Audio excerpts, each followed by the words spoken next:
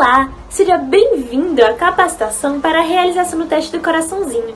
Este evento é um oferecimento da Universidade Federal do Rio Grande do Norte e conta com os apoios da Propesc, da Proex, da Soperne e da Universidade Potiguar.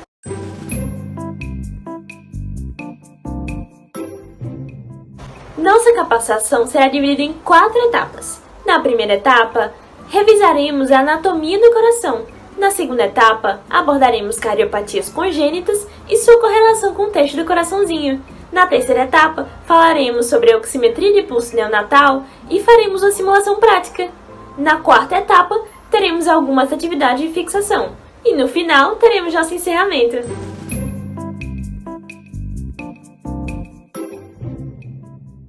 Antes da nossa exposição teórica, vamos conhecer um pouco sobre o projeto Teste do Coraçãozinho. Surgimos em 2015 e, nesse ano, a Maternidade Escola Januário Cico doou oxímetros de pulso para o projeto.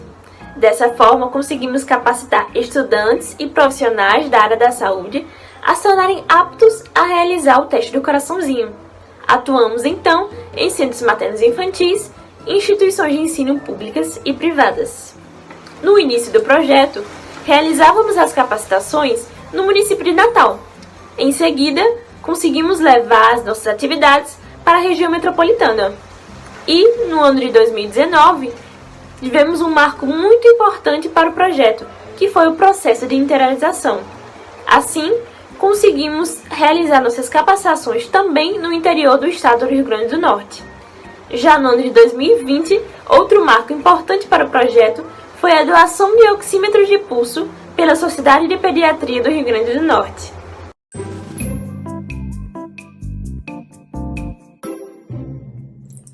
Pessoal, sejam bem-vindos à nossa capacitação. Meu nome é Letícia, eu sou instrutora do teste do coraçãozinho desde 2019. E antes da gente abordar e aprofundar acerca do teste do coraçãozinho, da sua importância, nós vamos abordar brevemente a anatomia do coração e o seu funcionamento, tanto na circulação pré-natal como na circulação pós-natal, evidenciando as suas principais diferenças. Então, observando na imagem aqui mais à esquerda que está sendo projetada, a gente pode identificar que o coração ele é um órgão que está localizado entre os pulmões, numa região conhecida como mediastino, sendo apoiado sobre o diafragma, que é esse músculo em formato de célula que a gente consegue observar aí na imagem, e é envolto por uma bolsa rica, feita de tecido conjuntivo, que é tecido rico em colágeno, conhecida como saco pericárdico.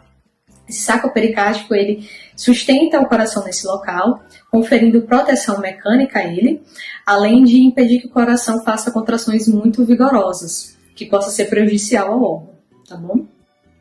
Além disso, nós temos o ápice do coração, que é essa extremidade pontuda, e a região oposta ao ápice, mais alargada, é conhecida como base, onde emergem vasos sanguíneos importantes, que é o tronco pulmonar, essa estrutura azulada que vocês conseguem observar, e a artéria aorta, localizada logo atrás do tronco pulmonar em vermelho, tá bom? Além disso, é onde chegam as veias cavas, inferior e superior, e as veias pulmonares, tá bom?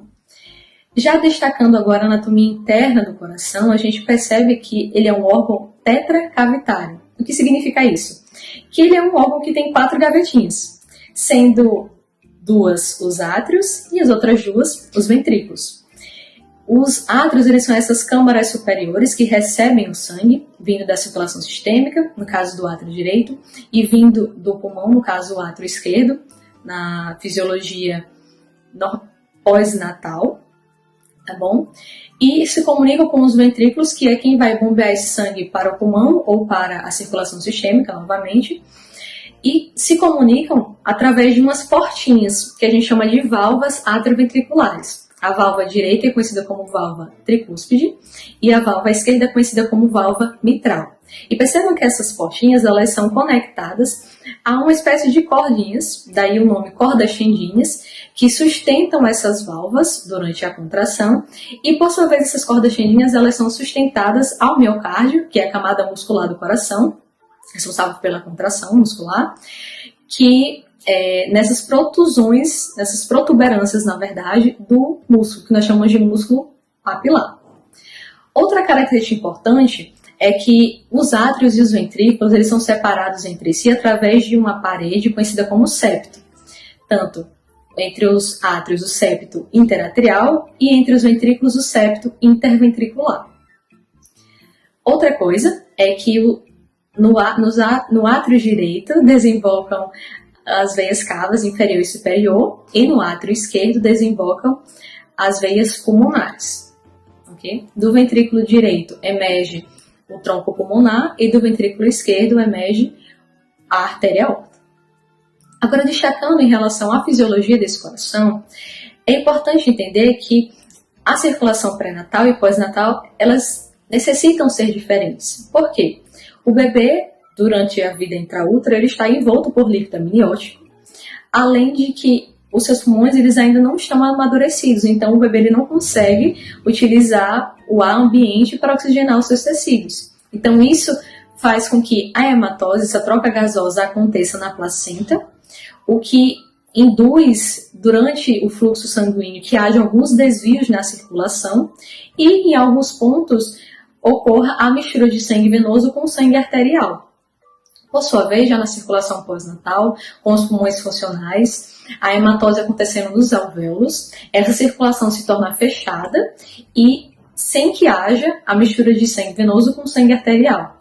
E, gente, essa transição, ela é muito rápida, ela acontece após as primeiras horas de vida do recém-nascido, e é necessária que essas alterações aconteçam para se adaptar à nova realidade do bebê. Então, destacando agora, para ficar de forma mais didática, seguindo o caminho do sangue, vamos iniciar pela circulação pós-natal. O que a gente sabe?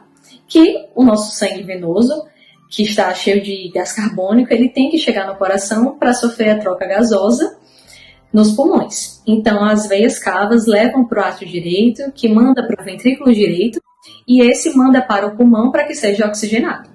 Dessa forma, o sangue oxigenado ele vai ser enviado através das veias pulmonares para o átrio esquerdo, ventrículo esquerdo e artéria aorta, que é quem vai distribuir esse sangue para os tecidos, né? Agora rico em oxigênio.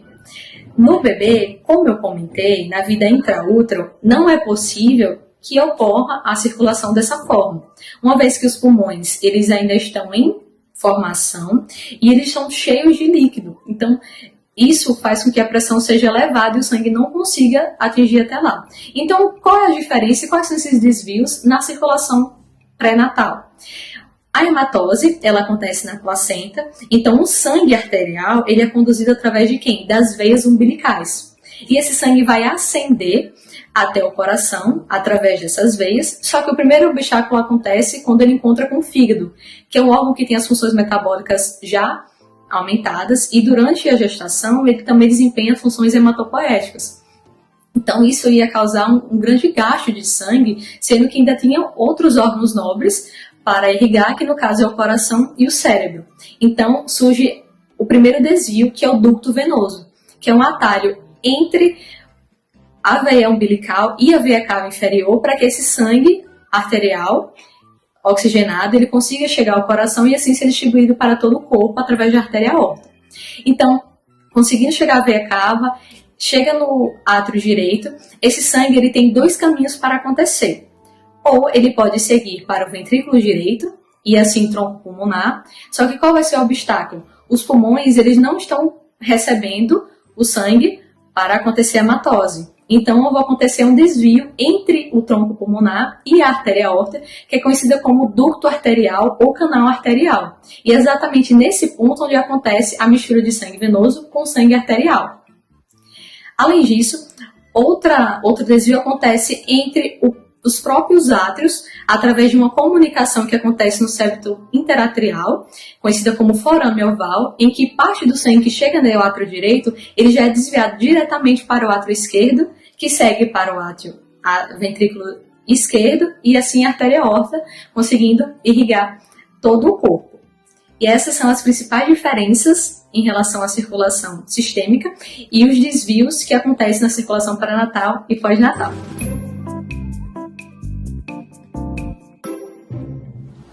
Olá, participantes! Meu nome é Maria Solange e eu sou instrutora do teste do coraçãozinho. Nesse bloco, nós vamos falar acerca das cardiopatias congênitas. Cardiopatias congênitas são malformações do coração e dos grandes vasos que ocorrem principalmente antes da 8ª semana de gestação e são muito importantes porque 1 em cada 100 nascidos vivos vão apresentar essa condição. As cardiopatias congênitas podem ser divididas em leves, moderadas, graves e críticas. As leves são caracterizadas por serem completamente assintomáticas e gerando resolução espontânea. Já as moderadas, elas também podem ser assintomáticas, mas caso possa acontecer algum sinal ou sintoma, o óbito não vem tão precoce, mas sendo assim necessário diagnóstico e tratamento quanto antes. Nas cardiopatias graves, os sinais e sintomas acontecem em meses ou nos primeiros anos de vida, necessitando também de diagnóstico e tratamento precoce. Já as cardiopatias congênitas críticas, que são o alvo do teste do coraçãozinho, elas têm algumas distinções. Segundo a literatura de Ewer, elas são caracterizadas por aquelas cardiopatias que necessitam de tratamento cirúrgico ou de cateterismo em até 28 dias de vida, mas segundo o Ministério da Saúde e sua nota técnica, eles afirmam que são aquelas cardiopatias congênitas que necessitam de tratamento cirúrgico ou de cateterismo em até 1 ano de vida. Nenhuma delas exclui a necessidade da urgência e do rastreamento para as cardiopatias e assim podemos fazer um diagnóstico e um tratamento precoce. Nesse slide a gente vai falar acerca da etiologia das cardiopatias congênitas. Elas são uma condição multifatorial, ou seja, vários fatores influenciam para o seu acontecimento, sendo eles genéticos ou ambientais. Mas é bom levar em consideração que apenas 10% dos pacientes apresentam fatores de risco, como diabetes gestacional, uso de substâncias teratogênicas na gravidez, pré-eclâmpsia e até infecções em útero. Os outros 90% não apresentam fatores de risco associados na gravidez da mãe, por isso o rastreamento é tão importante no neonato. Nesse slide nós vamos falar acerca das cardiopatias congênitas críticas. Essas cardiopatias elas apresentam alguns sinais e sintomas característicos, mas não patognomônicos. Entre eles nós temos a cianose central e periférica, a taquicardia, que é quando a frequência cardíaca do neonato está acima de 160 batimentos por minuto, a taquipneia, que quando a frequência respiratória está acima de 60 incursões respiratórias por minuto até 2 meses, ou acima de 50 incursões respiratórias por minuto de 2 a 11 meses. Apresentam também angústia respiratória e também uma falta de fôlego nas mamadas. Alguns exemplos de cardiopatias congênitas críticas são a atresia pulmonar, a coarctação da aorta, a hipoplasia do coração esquerdo, a tetralogia de Fallot e a transposição das grandes artérias. A hipoplasia do coração esquerdo se caracteriza pela diminuição do ventrículo esquerdo, levando assim a sua disfunção. Essa disfunção não é compatível com a vida, visto que o coração não seria capaz de suprir as demandas de oxigênio do corpo. Podem acontecer algumas causas para essa hipoplasia, como podemos ver nessa imagem retratada. No lado A, nós temos uma atresia mitral e uma atresia da aorta. No centro, nós temos uma estenose mitral e uma atresia de aorta. E no lado C, nós temos uma estenose mitral e uma estenose aórtica. Assim, nós podemos configurar que essa cardiopatia é incompatível com a vida, necessitando de diagnóstico e tratamento precoce. Na transposição de grandes artérias, o que acontece é que as emergências ventriculares da aorta e da tronco pulmonar estão invertidas. Ou seja, a aorta está emergindo do ventrículo direito e a tronco pulmonar está emergindo do ventrículo esquerdo, sendo assim incompatível com a vida, visto que o sangue venoso não irá passar pelos pulmões e não será oxigenado.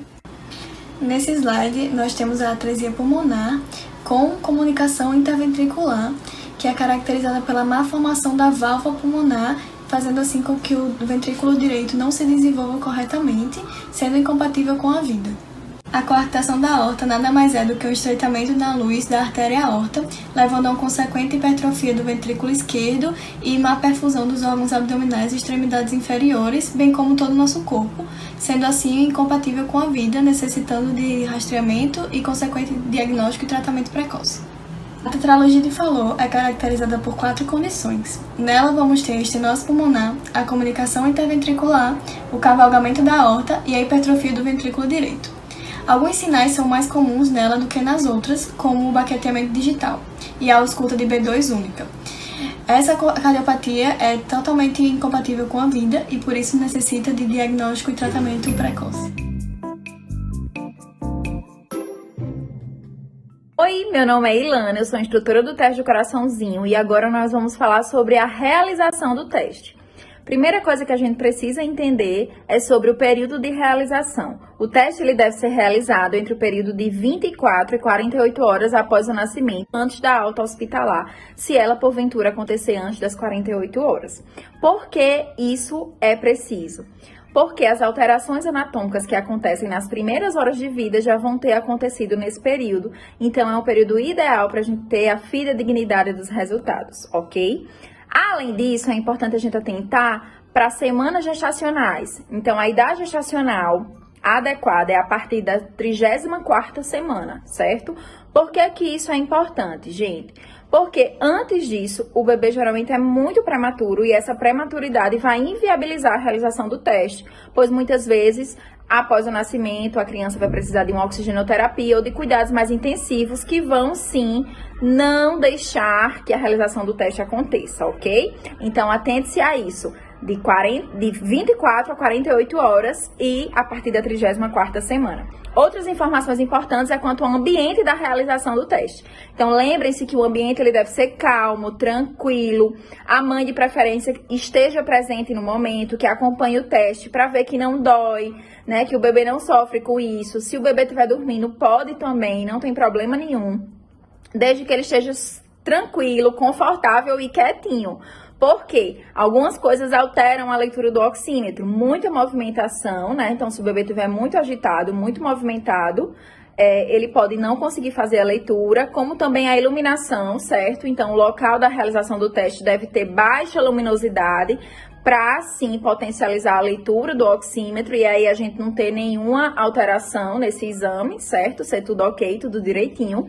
E, além disso, as extremidades muito frias podem também alterar a leitura. Então, a gente orienta a mãezinha a aquecer, né, os membros aí do bebê. Então, as mãozinhas, os pezinhos, já ir para a realização do teste com as mãozinhas e os pezinhos aquecidos.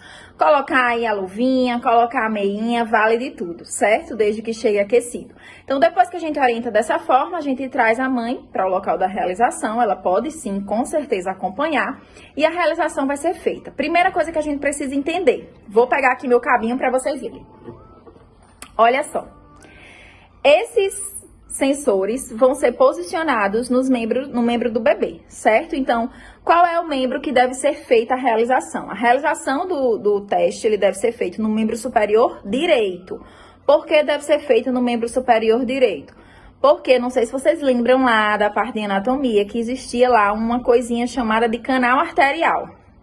Esse canal arterial, ele pode persistir após esse período. E aí, essa persistência pode fazer com que, na hora da leitura, se eu estiver mensurando lá, fazendo a leitura no meu membro superior esquerdo, eu possa ter a leitura desse sangue que ainda é um pouco misturado. Ainda tem sangue arterial e ainda tem sangue venoso. Então, para que isso não aconteça, a gente utiliza o membro superior direito, que aí não vai ter perigo de pegar esse sangue aí misturado, certo? É uma região pré-ducto, né? Antes dessa comunicaçãozinha.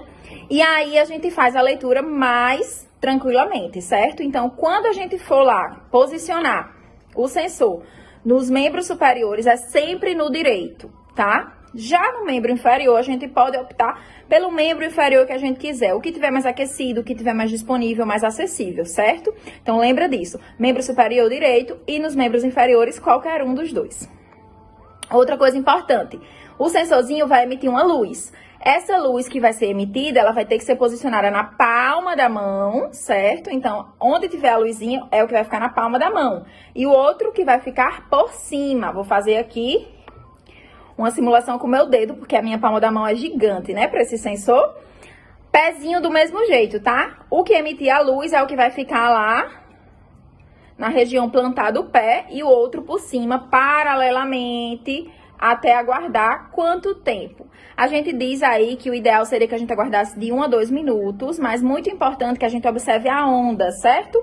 Quando vocês forem ver lá o vídeo que mostra o oxímetro, vocês vão observar que a onda ela tem que estar regular. A onda regular é muito importante, então não apenas esperar o tempo, mas também observar a regularidade da onda, pelo menos 2 ondas regulares para a gente ter aí a certeza e a fidedignidade desses resultados, tá bom?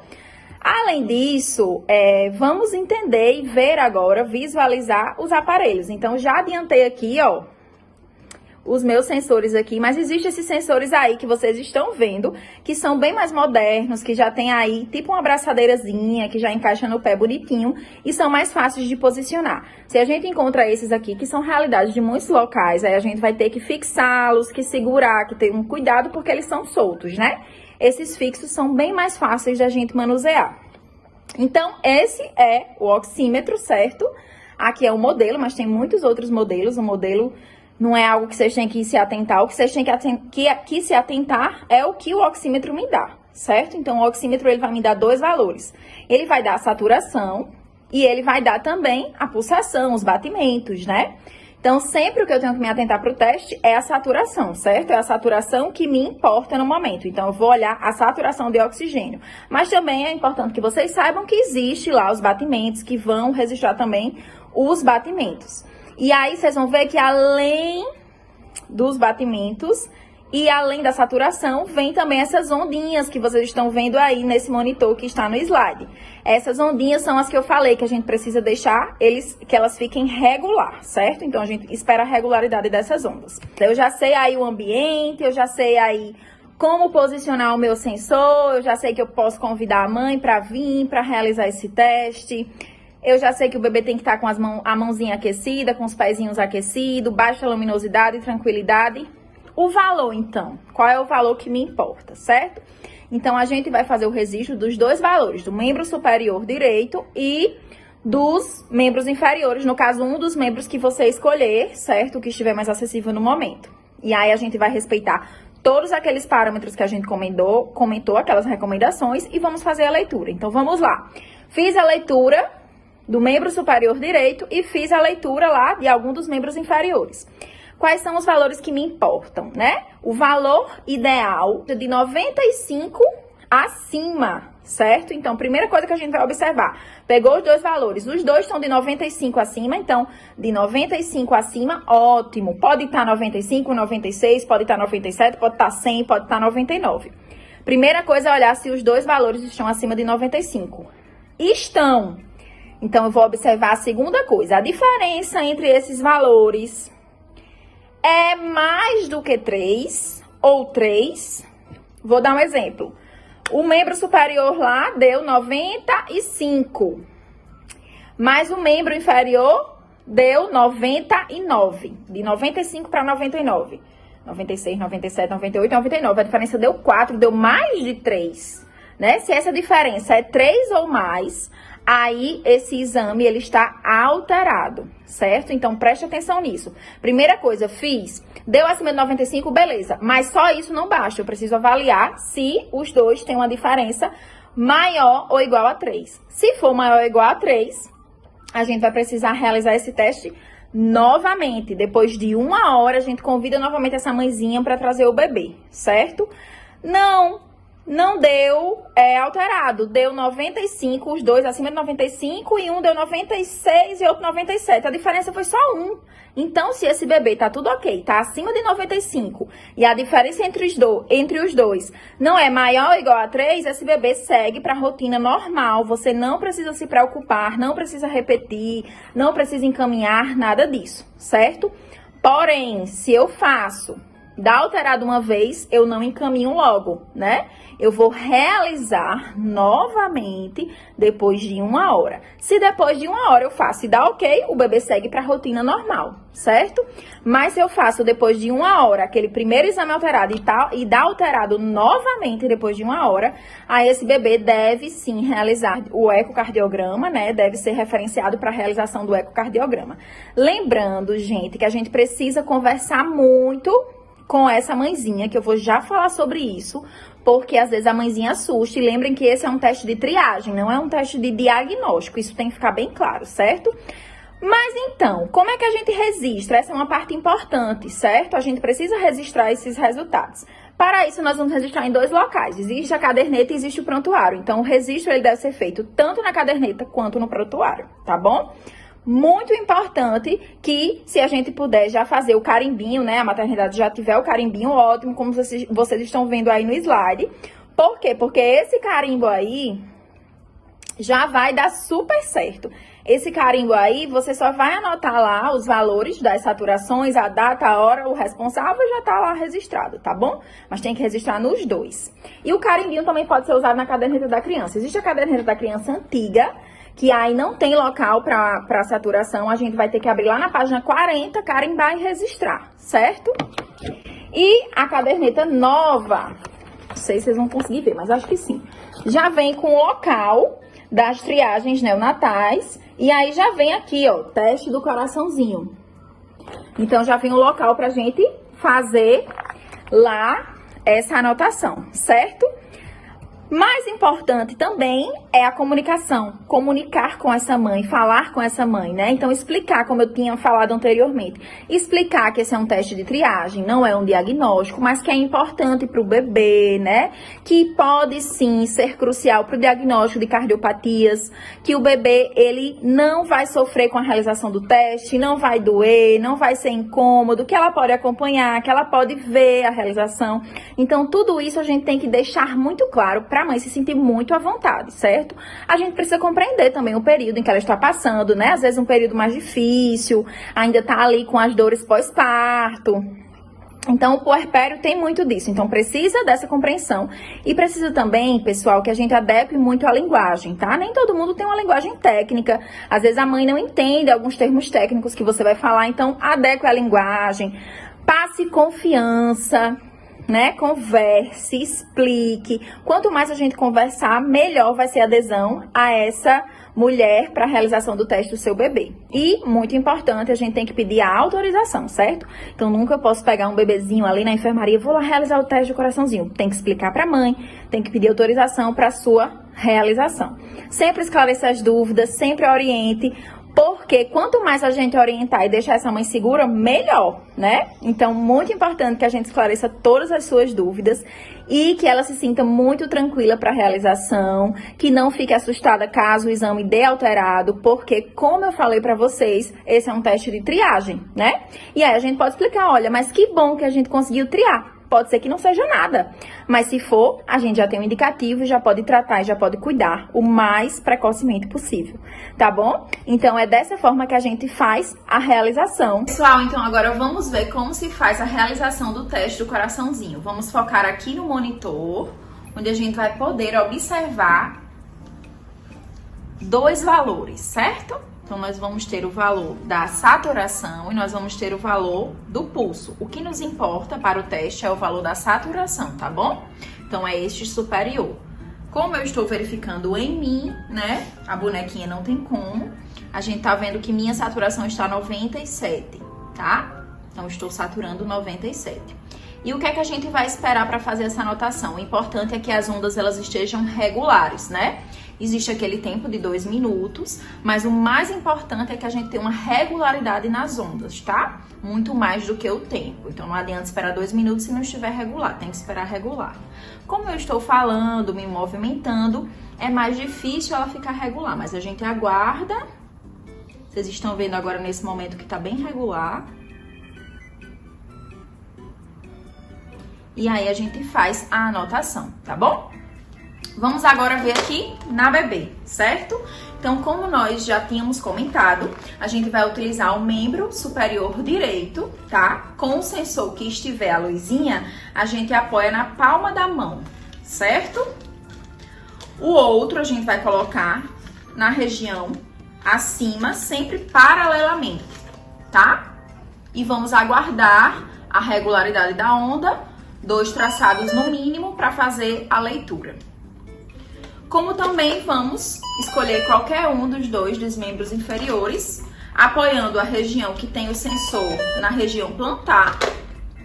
E aí, acima, a gente apoia o outro. Sempre também de forma paralela, tá? Importante que a gente coloque o leitor, né, antes de ligar o oxímetro para evitar que o barulho incomode a criança e possa atrapalhar o teste.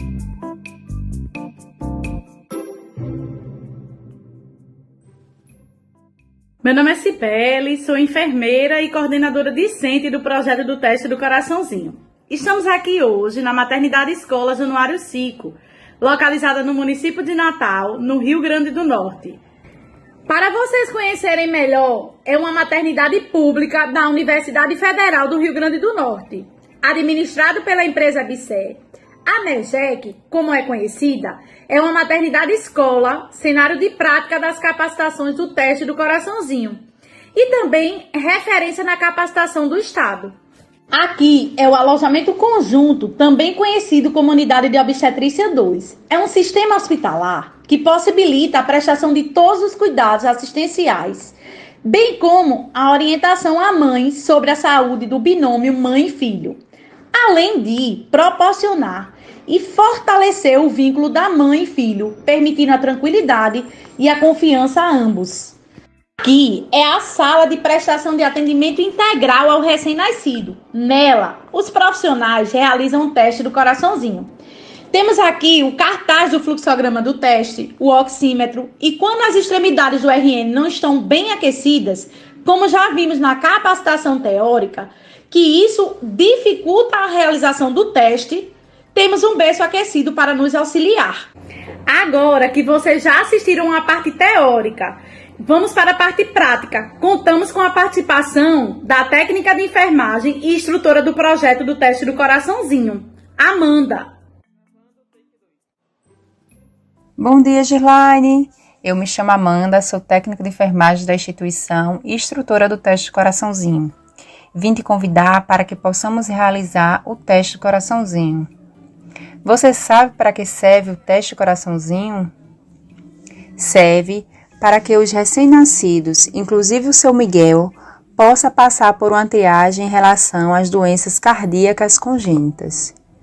E você entende a importância da realização do teste?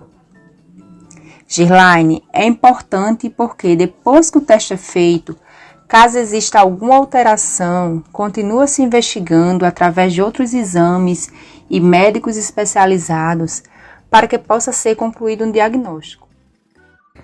Para a realização do teste, vale reforçar que as extremidades precisam estar bem aquecidas e a sala com baixa luminosidade. O RN ele pode ficar no colo da mãe e o que é que acontece? Ela pode amamentar e com isso o bebê vai ficar mais calmo e vai facilitar a realização do exame. Em seguida, no momento da realização do teste, após seguir todas as etapas explanadas na capacitação teórica, ligamos o oxímetro para verificar a luz dos eletrodos. Depois, desligamos o oxímetro. Em seguida, no membro superior direito, na palma da mão do bebê, posicionamos o eletrodo e aguardamos 2 padrões de ondas regulares para assim realizar a leitura. Como a saturação do membro superior direito deu 94%, vamos ter que aguardar mais 1 hora para uma nova aferição. Olha, mãe, veja só. O teste do coraçãozinho, ele deu uma alteração e a gente vai precisar repetir o exame após 1 hora.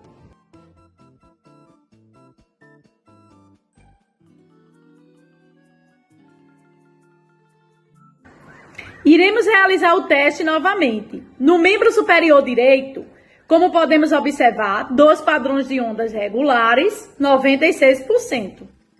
E, após isso, em um dos membros inferiores, como podemos observar, 2 padrões de ondas regulares, 97%. Pronto, mãe, tudo certinho no teste do coraçãozinho. Repetimos o teste, tudo dentro do esperado. E para finalizar, é importante lembrar do registro. Aqui em mãos eu tenho a caderneta no modelo antigo.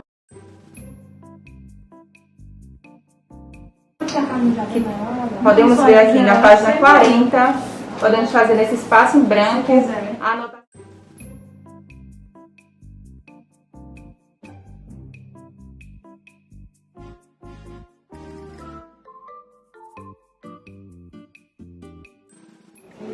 E teve uma atualização da caderneta da criança.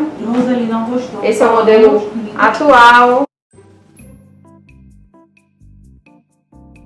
Que já tem espaço reservado para a realização do teste.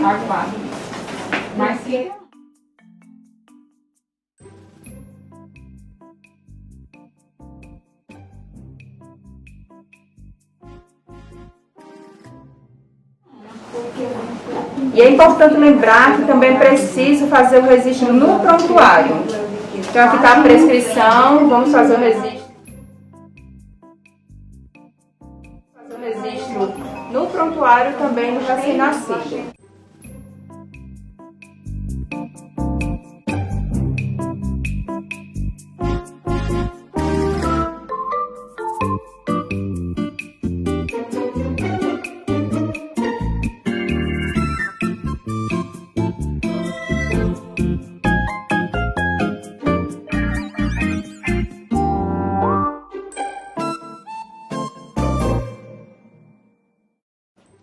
Agora finalizamos o teste.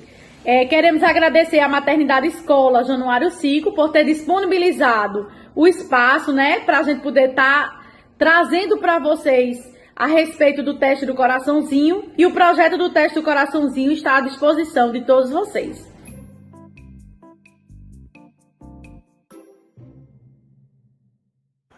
Oi pessoal, meu nome é Bruna e agora a gente vai dar seguimento à apresentação, realizando algumas questões para sedimentar o conteúdo que foi passado até agora, tá certo? Então a gente vem aqui para o caso clínico 1, que fala de um recém-nascido, nascido no dia 3 de fevereiro de 2020, de parto cesáreo, 37 semanas, pesando 3,5 kg.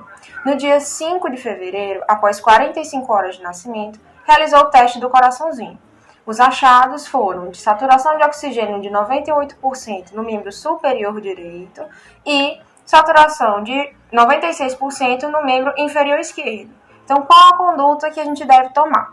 Bom, no momento inicial, a gente tem que avaliar 2 critérios para saber se a criança está apta ou não a realizar o teste, certo? Então, esses critérios são a idade gestacional, que tem que estar acima de 34 semanas. Nesse caso aqui, a criança cumpre o requisito porque ela está com 37 semanas. Certo? E a quantidade de horas que se passaram desde a hora do parto. O protocolo recomenda que o teste seja realizado de 24 a 48 horas de nascimento, certo? E a criança tem 45, então até aqui tudo ok.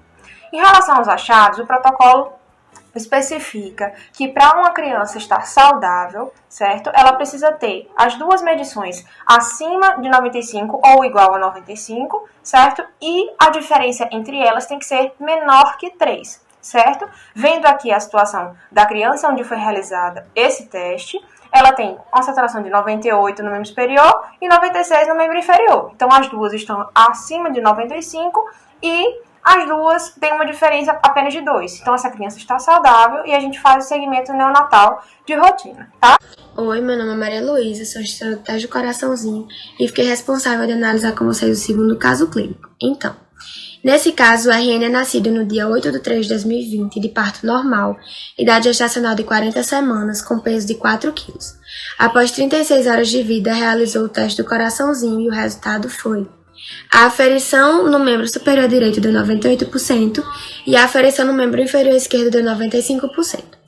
De início, nós precisamos analisar 2 aspectos importantes, que é o tempo gestacional e o tempo de vida desse neonato em que o teste foi feito.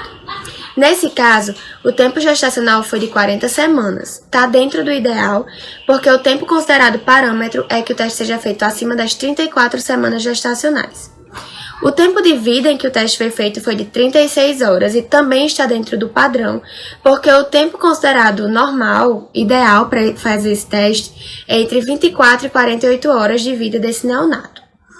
Quando se analisa o resultado dos exames, né, do teste, na verdade, nota-se que as 2 aferições são iguais ou superiores a 95%. Fato que deixa elas dentro do correto, né, dentro do valor ideal. Porém, a diferença entre essas 2 aferições deu igual a 3%. Sempre que essa diferença é igual ou superior a 3%, é necessário que o teste seja refeito. Então, espera-se 1 hora, refaz o teste e, dependendo do resultado desse teste, toma-se a conduta necessária. Nesse caso, o resultado do segundo teste foi D. A aferição no membro superior direito deu 96% e a aferição no membro inferior esquerdo deu 94%. Então, apesar da diferença entre as aferições ter caído para 2%, o resultado das aferições, um deles, a aferição feita no membro inferior esquerdo, deu abaixo de 95%. Como ela deu abaixo do padrão, né? Então o segundo teste também teve o resultado alterado. Então, qual a conduta a tomar nesse caso em que os dois testes tiveram resultados negativos? É necessário solicitar um parecer da equipe cardiológica para esse neonato, encaminhar ele para os cuidados dessa equipe. Essa equipe vai realizar novos exames mais específicos e tomar as condutas necessárias. O padrão ouro, no caso das cardiopatias congênitas, é que seja realizado o ecocardiograma para um diagnóstico mais fidedigno, mas existem outros meios que podem ser realizados e outros exames a serem realizados também. Outras questões aqui para a gente pensar. Por que a oximetria de pulso deve ser sempre realizada no membro superior direito? Passando aqui para esse slide, a gente vai precisar revisar um pouquinho da anatomia.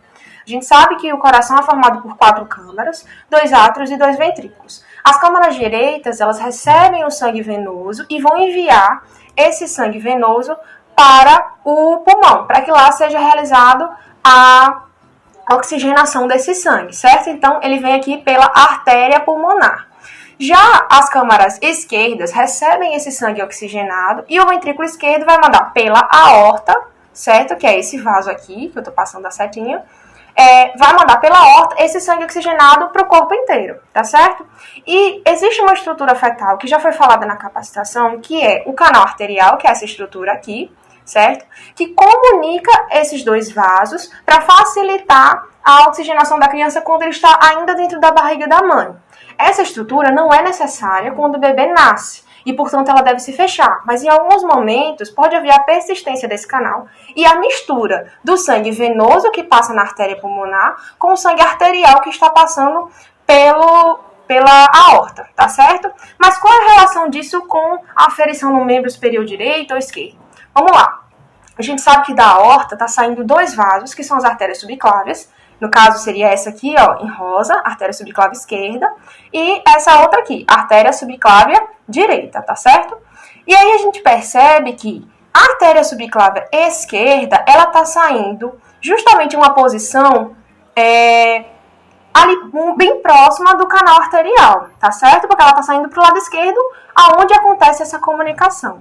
Então, se a gente fizer a medição nesse lado, no lado esquerdo, o sangue que está vindo para essa artéria pode ser um sangue que já passou por uma mistura, certo? Já passou pela mistura do sangue venoso com o sangue arterial, certo? Então, nesse caso, a gente pode ter uma falsa leitura, a gente pode ter uma leitura que acuse baixa saturação, simplesmente porque o canal da criança ainda não fechou, tá certo? Pode ser uma cardiopatia? Pode, mas em grande maioria dos casos a gente teria muitos falsos positivos, simplesmente porque ainda não houve fechamento completo do canal arterial. E isso não acontece na artéria subclávia direita, porque ela sai antes de haver essa comunicação. Ela está saindo para o lado direito e o tronco aórtico passa, e a artéria aorta passa para o lado esquerdo, certo? Então a comunicação ocorre do lado esquerdo. Do lado direito não há essa comunicação.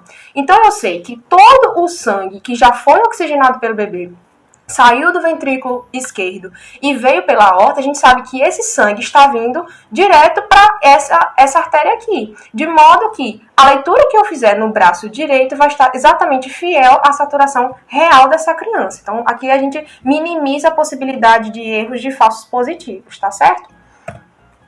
Voltando aqui à questão 2, fala por que é recomendada a realização da oximetria em recém-nascidos a partir de 34 semanas. Veja, o protocolo recomenda que seja feito o teste nessas crianças porque nessa idade gestacional os sistemas já estão maturados, tá certo? Então, quando a criança nasce, ela já tem capacidade de realizar o bombeamento de sangue, a oxigenação pelos pulmões, de uma forma madura, de uma forma independente da mãe. Se a criança é prematura, se a criança é abaixo dessa idade gestacional, é muito provável que ela tenha dificuldade em realizar essas atividades, porque os órgãos dela ainda não estão perfeitamente formados. Tanto que quando essas crianças são prematuras, elas geralmente vão para UTI neonatal, ficam sob cuidados especiais, uma atenção diferenciada, para poder lidar com essa imaturidade.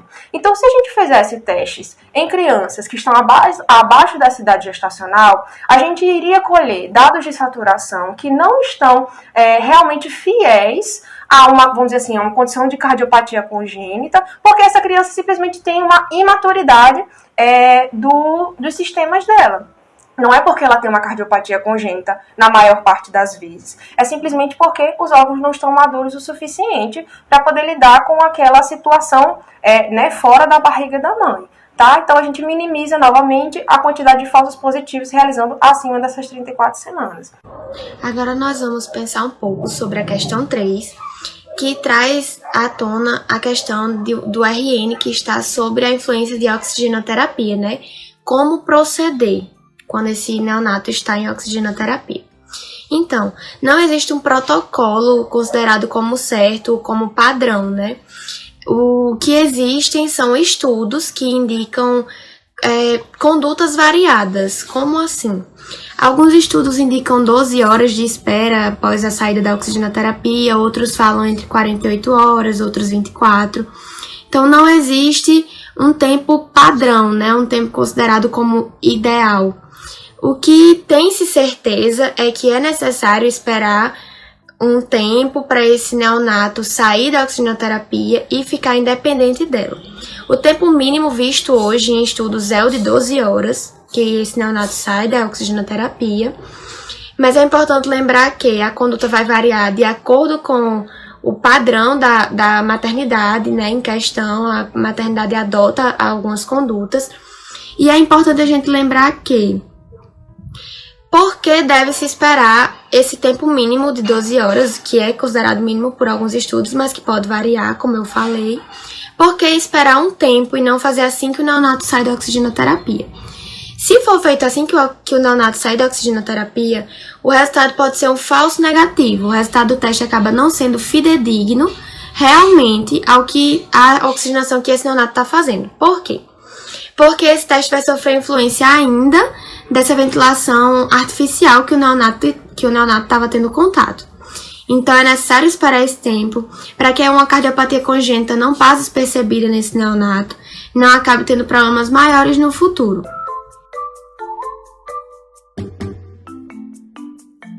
Encerramos aqui nossa capacitação. Gostaríamos de agradecer a coordenadora do projeto, Gisele Corrêa Pacheco Leite, médica cardiopediatra do Hospital Universitário Onofre Lopes e professora da Universidade Federal do Rio Grande do Norte. Deixamos o e-mail e o Instagram dela. Deixamos também o nosso e-mail e Instagram do projeto, testedocoraçãozinhofrn@gmail.com, e nosso Instagram é tc.frn. Nos sigam, fazemos várias postagens sobre o teste do coraçãozinho, sobre cardiopatias congênitas e sobre os eventos que realizamos. Falem conosco! Apresentamos aqui as referências bibliográficas utilizadas na nossa apresentação. Agradecemos a sua participação e esperamos que a experiência tenha sido proveitosa. O nosso objetivo maior é que você tenha aprendido a aferir a oximetria de pulso, podendo incorporar na sua rotina de trabalho ou no seu futuro profissional. Dessa forma, será garantido o direito a todos os neonatos de realizar o teste do coraçãozinho ainda na maternidade.